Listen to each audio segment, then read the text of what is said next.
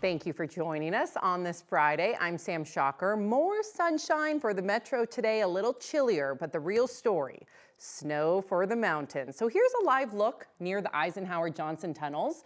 Snow is great news because the snowpack is too low, but the snowfall and increased skiing and snowboarding this weekend has the Colorado Avalanche Center warning of dangerous avalanche conditions this weekend and continuing on to New Year's Day. So let's check on in. Joining me now, Chris Spears with our 9 News Weather Impact team. So Chris, you got sunshine, you got snow, all things covered. We have everything for you in this forecast. If you want the snow and you're here in the Front Range, you need to head into the mountains because that's where the snow is going to be for the next 2 to 3 days as 3 different rounds of snow move in. Here in the Front Range, we've had this little mountain wave cloud develop here over the last hour. So if you're under that cloud, you've temporarily lost your sunshine and it will feel a little bit chilly, but 49 degrees despite the cloud cover. Normal high is in the lower 40s. So we are flirting with that 50-degree mark, which is where we anticipated being today. Western part of the state, you're cooler with the cloud cover. Eastern part of the state, this is where we have mid to upper 40s and lower 50s. First of 3 rounds of snow is knocking on our door. It's sitting back there around Salt Lake City. Out ahead of it, starting to see some snow showers develop on our western slope. And here in the Front Range, quiet for now, but this is your chance to get into the mountains before that snow arrives. 3 waves coming in, warm and dry for Denver, cooler by New Year's Eve, Sam. All of the details coming up. Chris, thank you so much. Well, it is the day when so many people head home after Christmas, and DIA expects to handle more than 80,000 passengers just today alone. 9 News reporter Brianna Fernandez was at DIA for the morning rush. Today is one of the busiest days here at Denver International Airport as people head back home or have New Year's Day plans, of course, traveling out of the DIA. And all morning we have seen cancellations and delays, so definitely want to check with your airline before you come to Denver International Airport. And also keep in mind that with the holiday rush, there's going to be peak times at security checkpoints. So times usually vary, but peak times here at DIA are from 3 to 4:30 a.m., 7 to 9 a.m., and then that afternoon rush is from 3 to 5 p.m. And remember, TSA is no longer screening at bridge security. TSA expects to screen more than 1 million people through January 2nd. And today, DIA anticipates it will be the busiest. Airport officials have estimated more than 83,000 people will go through TSA today. But if you do have a delayed flight or have some extra time to walk around the airport, I do have some good news for you. This year is the first year the airport has ever had a holiday pop-up bar. It actually includes festive drinks and some really good food, so you can check it out there at Concourse B. So again, if you're coming to Denver International Airport, just a good reminder to come at least 2 hours early, especially during the holiday rush, and then check with your airline, make sure you have no delays or cancellations for the holiday season. For now, I'm here at Denver International Airport. Brianna Fernandez for 9 News. Brianna, great info. Also, DIA's website has wait times for TSA, so let's check that out. The South Checkpoint has it looks like 17-minute wait, but it was just over 30 minutes around 7 this morning. And then people are waiting around over at the West Checkpoint, 10 minutes, not too bad. So, but make sure you check in with that website, plan ahead.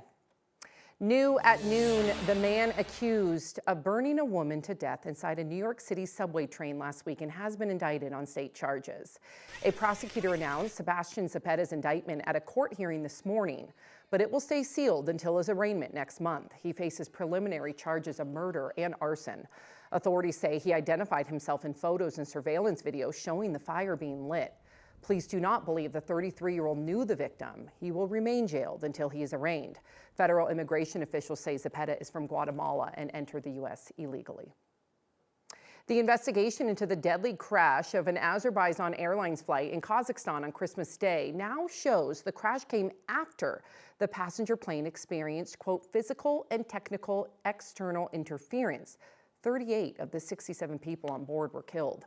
Russian officials initially said a bird strike caused the crash, but a U.S. official said early evidence actually indicted a Russian anti-aircraft system hit it. The crash happened as Russian air forces were defending against a Ukrainian drone attack. Denver police want to know how a train hit and killed a person yesterday afternoon. It happened just after 2 o'clock yesterday, but there's still very limited information. Here's what we do know. The person was hit near Ellsworth and Rio Grande Boulevard, and then they later died at the hospital. The victim's identity has not been released. And again, police are looking into what led up to that crash. 3 deputies are recovering from injuries they got during a high-speed chase in northwest Colorado. The Moffat County Sheriff's Office says an officer with the Craig Police Department tried to pull over a pickup truck that may have been involved in a gas theft from a gas station. However, the driver did not stop, and eventually Moffat County deputies joined the chase. They say the driver sideswiped a patrol car and crashed into another. Deputies eventually arrested the driver, and the sheriff's office says all 3 deputies suffered minor injuries and have since been released from the hospital. Employment data collected by the state of Colorado will not be included with the federal government's data for now. The U.S. Bureau of Labor Statistics say it noticed, quote, data quality issues in some of the numbers. The feds blame it on an update to the state's unemployment insurance system. The Bureau says it's working with Colorado to fix the issue, and they'll start publishing certain data again once it's resolved. The state also blames the issue on the IT update. They say it has resulted in fewer employers reporting information, but they're working to bring that number up. The state health department is facing more fallout after disclosing a second chemist at the state lab manipulated water quality control data. The problem was discovered while the state was investigating the first chemist who manipulated data for metals in drinking water. CDPHE realized there was a problem with that chemist last December, but didn't tell the federal government until April. The state also waited until August or October to tell impacted water systems, but the public did not know until 9 News Investigates found out. The medical director for CDPHE says they're looking into why this happened.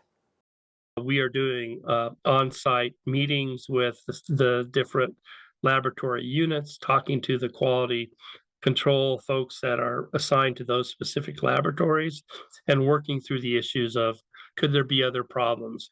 Are there problems with culture? Once we understand that there's not an imminent public health risk, now the issue is, how do we reestablish that trust going forward?